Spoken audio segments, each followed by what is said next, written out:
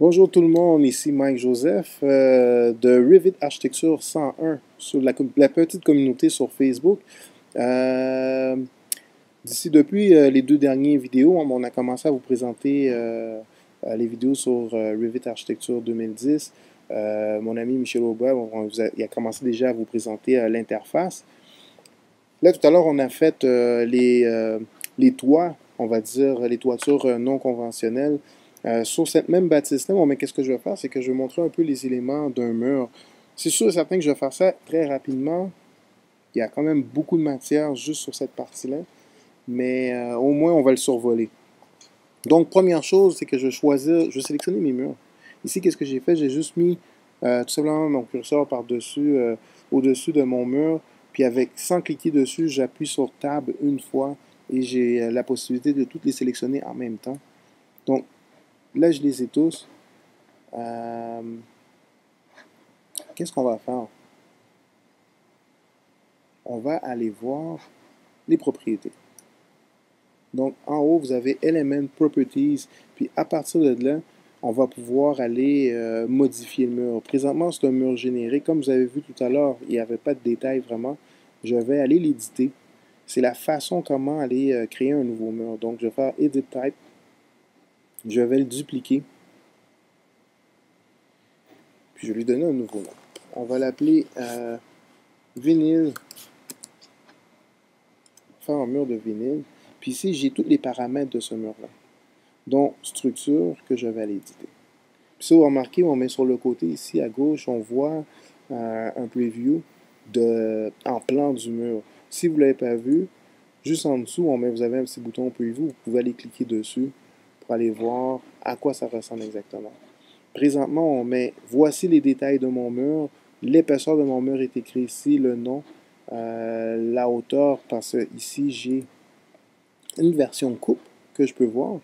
Puis on me donne une hauteur ici de 20 pieds. Si j'aime pas ça, je peux mettre ici à 5. Puis je vais avoir un mur de 5 pieds à la place. Donc, première chose qu'on va faire, c'est que ma structure à l'intérieur, je vais aller faire une structure en bois. J'ai été cliqué sur les matériaux. Je vais aller chercher Wood Stud Layer, qui est ma structure de bois. Cette structure de bois-là, on va la mettre à 5 pouces et demi. 5 pouces et demi. Je pense 5 pouces et demi, ça peut faire du sens. Je vais ajouter les matériaux. Regardez ici, c'est marqué côté extérieur, côté intérieur. Core boundary, c'est la structure. Qu'est-ce qui va être au-dessus, c'est l'extérieur. Qu'est-ce qui va être en dessous, ça va être l'intérieur. Donc, moi, je vais insérer, même plusieurs. C'est ici, on va monter ça en haut. Oups, ça ici, on va mettre cette ligne-là en haut. Je vais avoir au-dessus, on va mettre un contreplaqué 3/4, un par R, les fourrures, puis on va finir avec du vinyle. Donc, je place ça. Donc là, qu'est-ce qu'on a dit? On a parlé de contreplaqué. On va aller chercher notre contreplaqué. Ici, j'ai Wood Sheeting Plywood. Je vais aller cliquer dessus. Je vais lui donner une épaisseur. On va aller avec un demi-pouce. Par la suite, on va regarder ici là, la structure. J'étais à structure 1. Je vais aller en substrate numéro 2. Plus tard, je vous parlerai de l'ordre de priorité de mes fonctions, le numéro 1 à 5 que ça va, qui sont très importants, que je détaillerai une autre fois. Donc, après ça, on va avoir, peut avoir le par R. Ici, j'ai Air Barrier, qui lui, on va mettre ici Membrane Layer, 0 pouce. Ensuite, on va avoir ici des fourrures.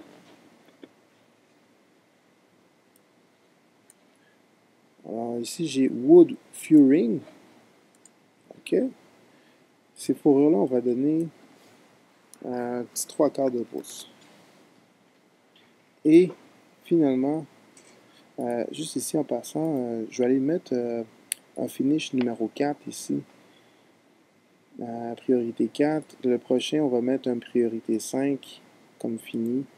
Puis ça ici, ça va être l'extérieur qui va être un vinyle finalement, qu'on appelle ici un siding clapboard, avec la surface, le pattern, quand il va être coupé, quand il va être vu de face, la couleur aussi extérieure. Si je veux les changer, je peux les modifier. Même le rendu, ça va être l'onglet juste au-dessus, où je vais avoir la chance de discuter avec vous plus tard. Donc, lui, je vais lui mettre 0.5, donc un demi-pouce pour lui. Puis là, il me reste mes matériaux intérieurs. Je vais aller cliquer ici, je vais m'insérer plusieurs matériaux. Si je commence avec lui ici, on va descendre vers le bas. Je clique sur Down pour l'amener vers le bas. Lui aussi, je vais l'amener en bas. On va en insérer un autre. Qu'est-ce que je vais avoir comme matériel, comme matériaux? Ici, on va avoir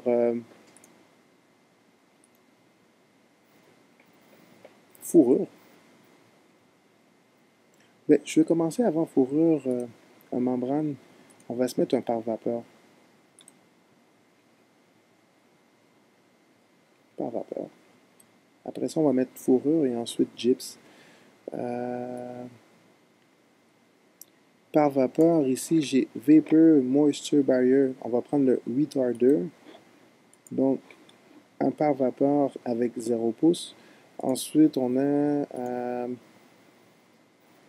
fourrure. Fourrure, on va dire fini, numéro 4. Wood Furring qu'on va aller chercher. Je clique ici. OK. Puis, lui, je vais lui donner une épaisseur de 3/4 de pouce. Puis, il va me rester finalement mon gyps, qu'ils vont appeler le Gypsum Wildboard. Chip, chip, chip, chip. X ici. OK. On va lui mettre une épaisseur de demi-pouce. Et voilà, c'est fait. Si on veut voir la version en coupe, le voici. Il est là. Si je veux voir une version en plan, j'ai juste à aller cliquer sur Floor Plan. Bon, on a la version en plan. Puis là, je vais dire OK.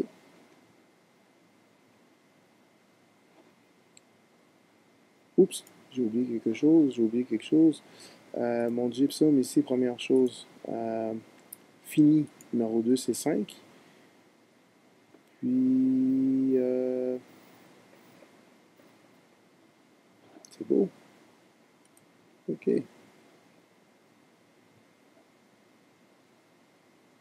OK. Et OK. Et voici maintenant le mur, comment c'est fait. Je fais un petit zoom pour vous autres pour voir vraiment qu'est-ce qui se passe en détail. On voit le fini. Maintenant, je suis rendu avec un mur de vinyle complété. Donc, la prochaine fois, je vais pouvoir peut-être avoir l'occasion avec vous autres de plus développer sur les éléments. Mais le moment idéal, ça serait, il y a un cours qui va commencer ici le 11 janvier, où vous allez avoir la chance vraiment de voir qu'est-ce qui est en détail par rapport à tous les éléments, les propriétés d'éléments par rapport au mur. Donc, ou sinon, vous pouvez venir nous poser des questions. N'hésitez pas, Revit Architecture 101 sur Facebook. Vous pouvez venir donner des commentaires, discuter aussi sur Revit finalement. Donc, à la prochaine.